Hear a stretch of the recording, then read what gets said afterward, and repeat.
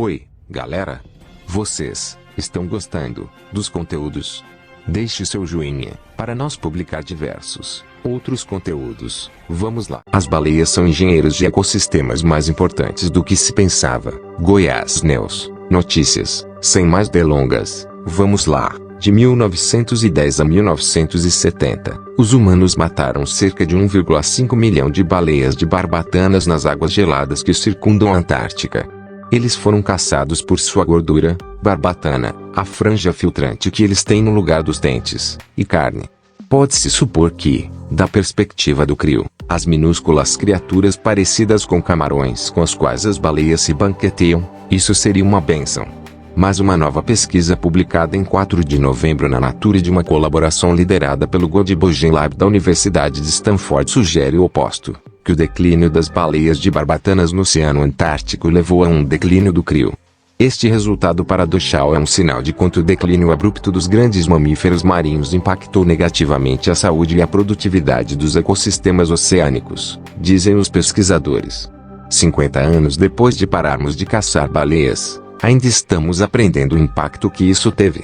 O sistema não é o mesmo, disse Matheus Savuka, um pós-doutorado no laboratório Godbogen na Hopkins Marine Station de Stanford e principal autor do artigo.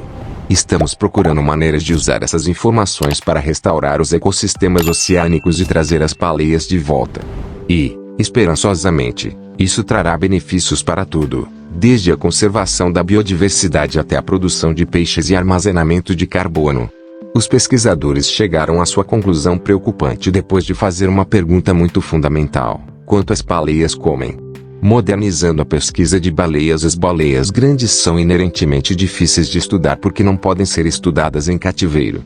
Portanto, as estimativas anteriores de quanto as baleias consomem eram geralmente limitadas a estudos de baleias mortas ou extrapolações metabólicas baseadas em animais muito menores. Para este estudo, os pesquisadores observaram as baleias azuis, de barbatana, jubarte e mink, todas as baleias que se alimentam engolindo uma grande quantidade de água e filtrando-a através das placas de barbatanas franjadas de suas bocas até que apenas sua presa permaneça. Eles empregaram vários dispositivos de marcação de alta tecnologia que se prendem às baleias normalmente por cerca de 5 a 20 horas, gravando os seus movimentos, aceleração, som e, se a luz permitir, vídeo. Drones, operados pelo laboratório Duke Marine Robotics and Remote Sensing, mediram o comprimento de baleias individuais marcadas, o que ajuda os pesquisadores a estimar o tamanho de seu gole. Em colaboração com a Divisão de Pesquisa Ambiental da NOAA da Universidade da Califórnia, em Santa Cruz, os pesquisadores também operaram um dispositivo subaquático chamado ecobatímetro, que Savuka compara a um localizador de peixes sofisticado, que usa ondas sonoras em vários níveis diferentes frequências para medir a quantidade de presas ao redor. Tudo isso reunido realmente nos dá uma visão incrível, disse Shirel Kahane Rapport, uma estudante de pós-graduação no laboratório Godbogen e coautora do artigo. Com cada um, você pode aprender muito sobre as baleias, mas a combinação leva a pesquisa a outro nível. A análise dos dados que eles capturaram revelou que as baleias no Oceano Antártico comem cerca de 2 vezes mais CRIO do que as estimativas anteriores sugeriam, e que as baleias azuis e jubarte que se alimentam de CRIO na costa da Califórnia comem 2 a 3 vezes mais do que se pensava anteriormente. Os peixes que alimentam as baleias jubarte, no entanto, podem comer a quantidade estimada anteriormente ou até menos. Esta variação parece refletir a densidade de energia da comida. As baleias precisam comer mais CRIO para obter a mesma energia que fariam com uma quantidade menor de peixes.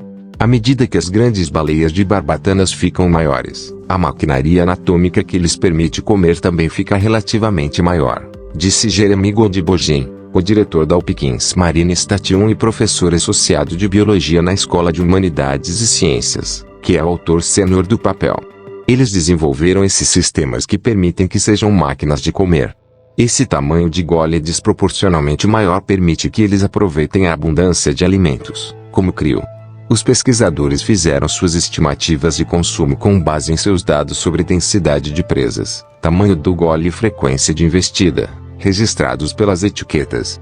Passar de horas de dados para estimativas gerais, e aplicá-las às baleias ao redor do mundo, exigia cálculos cuidadosos.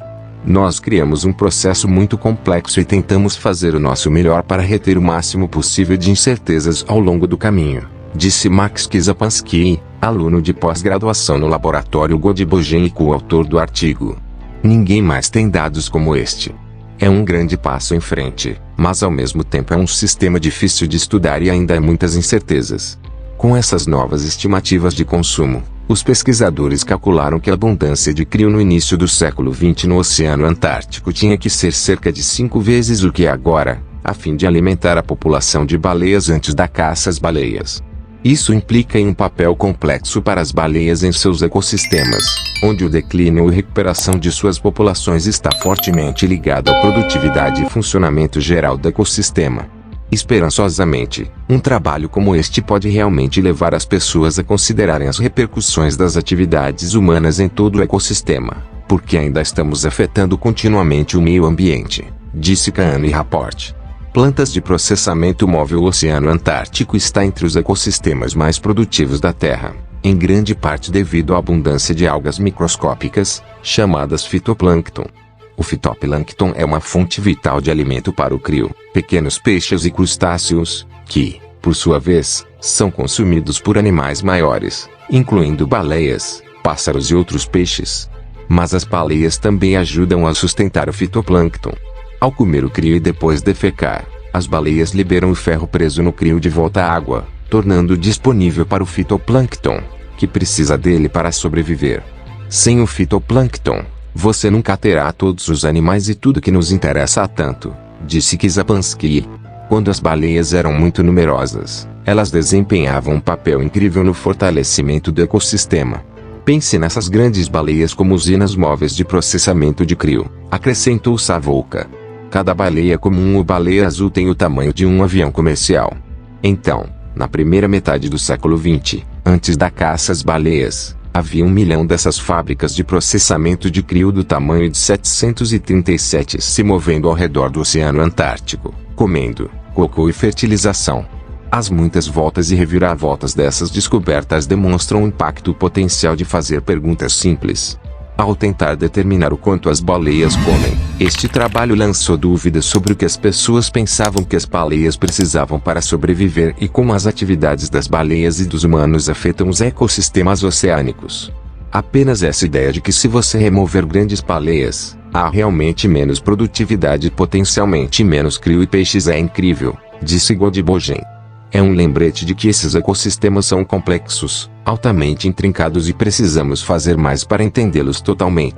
Inscreva-se no canal para receber nossos vídeos. Deixe seu like, compartilhe com amigos, ative as notificações. Até a próxima.